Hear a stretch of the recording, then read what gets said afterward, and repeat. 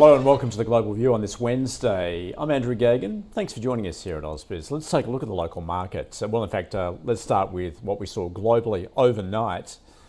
Equity markets turning negative as bond yields and the US dollar continue to rise. On Wall Street, the so-called Trump trade was put on pause ahead of US inflation data due out tonight as investors took profits following post-election gains over the past few days. Some of the stocks expected to perform well under a Trump administration gave back gains, with the small cap Russell 2000 falling, having reached a 3-year high in the previous session. Shares in EV maker Tesla tumbled after rising nearly 40% since the election result. Home Depot rose on its annual same-store sales forecast. Shopify surged to a near 3-year high on upbeat fourth quarter revenue forecasts. And Tyson Foods rose after a strong fourth quarter on demand for pork and beef products. Biotech firm Novavax fell after cutting its annual revenue forecast due to lower than expected sales of its COVID vaccine. And US-listed shares of Chinese companies came under further selling pressure on concerns China hawk. Senator Marco Rubio will be appointed Secretary of State in the new administration and is expected to take a hard line on trade and tariffs, particularly in relation to China. And US-listed shares of both BHP and Rio were lower overnight. The US Treasury yields have risen after US bond markets were closed for a holiday on Monday and resumed pricing in President-elect Donald Trump's policies of lower taxes and trade tariffs that are viewed as inflationary. That could mean a slower pace of easing interest rates by the Federal Reserve. The Trump administration is expected to have a clear path to implement its policies, with Republicans winning a majority of US House seats, both in the upper and lower chambers. The future path of US interest rates will depend on how businesses behave now that the easing cycle has begun and the election has been run. That's the view of Richmond Fed President Thomas Barkin, who has said a strong but choosier consumer coupled with a more productive and better valued workforce has landed the economy in a good place. Well, the US 2-year Treasury yield rose to 4.34%, its highest level since July. The 10-year up 10 basis points to 4.4%.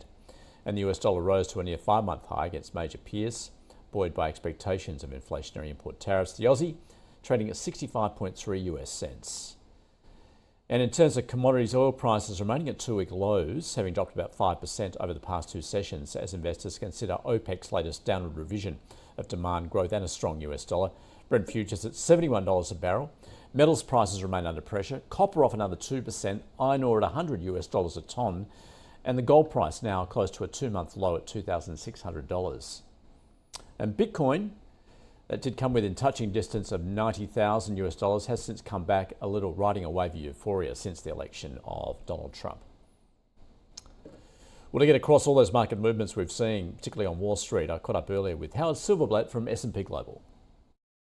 Thank God that part is over. It was definitely a relief rally, and there's no doubt that had it gone to the Democrats in the same magnitude, that the market also would have gone up. But different stocks would have gone up. The takeaway here is that given any kind of scenario, whether you were for one party or another, given that have some idea of what the path forward is going to be, where the emphasis is going to be, where the potential credits and tax and regulations are going to at least try to go, you can plan for it. Companies were holding back. They were concerned. There were too many branches on the tree to start doing. So the relief rally was definitely deserved on there. We are seeing a differential now, as we did at the beginning. For example, financials up significantly more on the hopes of less regulations. We see consumer discretionary issues as well. Individually, you saw Tesla just jump on the situation. Today's slight decline, at least within the index 0.29, is not a lot there. I might add that Magnificent Seven is still doing it. They're about 31% of the market. And from the end of the election, when we're up with over 3.5% with dividends, they're 44% of the total return, with Tesla and NVIDIA each being 12% of it. So the Magnificent Seven is still going through. Not everyone is going up.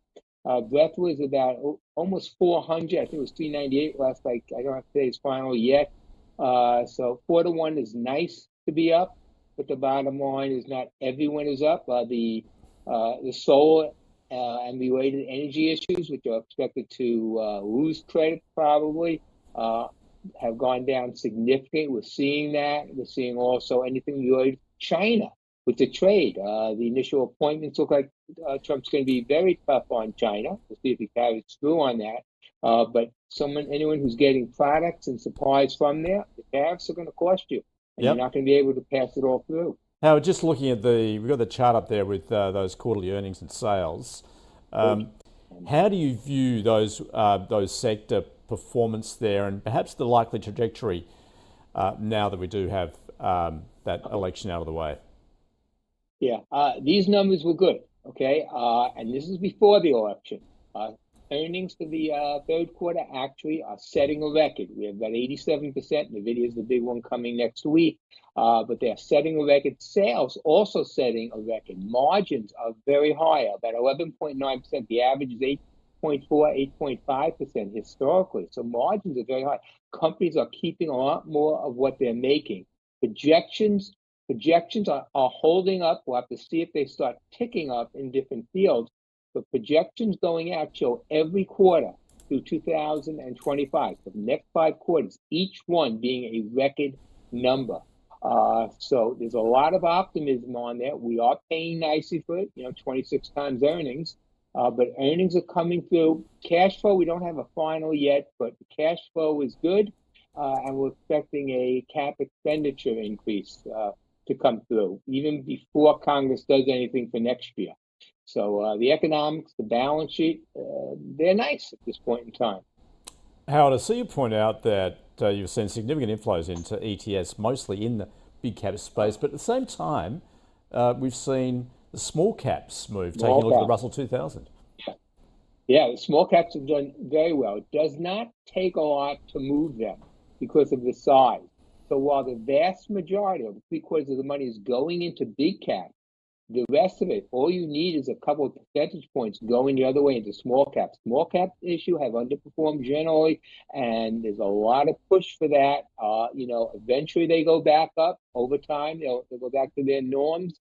We saw earlier in the year when inflows came in, it just jacked up and then went down when they took it out. So the hope is that depending upon how the economy goes up, and that's where the government is going to put the money, where the incentives are going to be, what the tariffs are going to be, that typically small caps do better. There's a lot of money sitting in the side waiting to push the button to go into there. That is a valley waiting in there. Where they are now, nice numbers, but that's not the valley that everyone's anticipating. The question is, what's your timing? Are you coming in now or later? Definitely is money coming in. But again, the bulk of it is the big cap because of the money. And I'd also add on the money coming in, we do not have a breakdown of the foreign money yet. How much is coming in, let's say, from Europe or Asia, seeing the U.S. as more growth or business-oriented and even safer to some degree. That's going to be an interesting breakdown, but we won't have that for at least another week, just the indicators another week. Howard, what's likely to determine the timing of when that money comes in? Will investors want to see those policies put forward by Donald Trump put in place? So we're looking post the inauguration. We've definitely seen the money right now, $38 trillion as of 2 days ago, and there's more there. So we've definitely seen money come in again today across the board. The first step is as Trump is putting his cabinet together in position. Remember, there's a Republican Senate in there, so he should not have too much difficulty in getting it through. He wants to do it quickly. But once we have the makeup, and we have part of it now, you'll get a better idea of where he's going. The initial appointments look like China is going to be a step. Everyone is expecting Trump to start to take action with the executive pen starting on day one, which means the market has to be ready for it beforehand because you trade on anticipation, and then ready on when he comes in to make a change, whatever reallocations you have to do.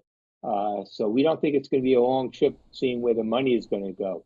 Also, you have after year end, obviously a lot of money typically comes in, not just retirement, but among different allocations coming from planning at year end and going into the new one. So we think there's going to be a lot of money coming into different groups between now and the beginning of February. And is it your expectation that MA is now going to pick up? Yes, that's necessarily mine, but mostly on the street. Part of the reason is regulations will not be as tough. We see that in the financials, a lot of mid and small cap M&A. We expect in banks, the big banks will prosper, will work a little bit better because they won't have as much regulations in there. Again, we have a Republican Senate, but the House makeup is going to be important. Right now, it looks like the Republicans may take it by about a vote. The problem in the House is the Republicans may not be able to keep everybody in line the way they want it. But definitely we're going to see changes in the Federal Trade Commission and regulatory and potentially justice also with how they're going. M&A, we've seen issues recently that have had problems with getting through the Justice Department, may be able to get a little bit better starting next year. And their stocks are moving on it. It's speculative, but that's the feeling on the street that M&A is going to be a lot easier, and there's a lot of money out there that could follow stocks. Well, of course, and we've seen the movement of stocks like Tesla, also the Trump pump, what it's done to crypto. Are we likely to see now some institutional investment further exposed in the crypto sector, do you think? Yes, 2 steps on there. We're seeing it now. Bitcoin was a tick under 90,000, depending upon which source you use. They actually did the 90, but officially it's a tick under 90,000 at this point. Regulations are expected to soften up on there, especially in banking, so they'll be able to take different kinds of trades and how they're looked at. That's going to take a little while, but we're seeing the money come in, especially when you deal with Bitcoin, which is a closed number. In other words, there's only about another million that can be mined there, 1.2 million, I think it is, at this point in time. So we expect the crypto to go in, easier regulations. Again, regulations will take a little time to get through, but investors are moving now ahead of time. Then when you get closer to next year, when you actually have the House and the Senate in there and the bills passing, then you get the second shoe to drop. And what are you seeing with gold at the moment? Howard has pulled back. What is it? Yeah. Is it impossible to know which direction it's going to move now? Gold, even at 2,600, obviously it did do 2,800 US. Is still a good year-to-date item. The difficulties still remain as before. The Chinese slowdown in China does have a difficulty. The last week's stimulus was not nearly enough, and if you get more higher tariffs coming in from Trump, they're going to have to support that more. So you've got less buying on that side coming in there.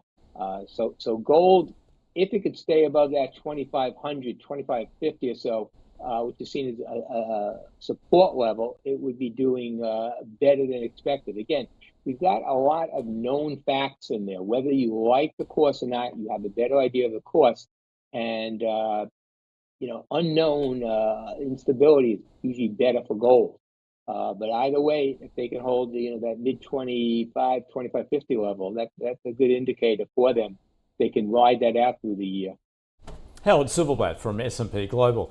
Let's check where we're likely to get going.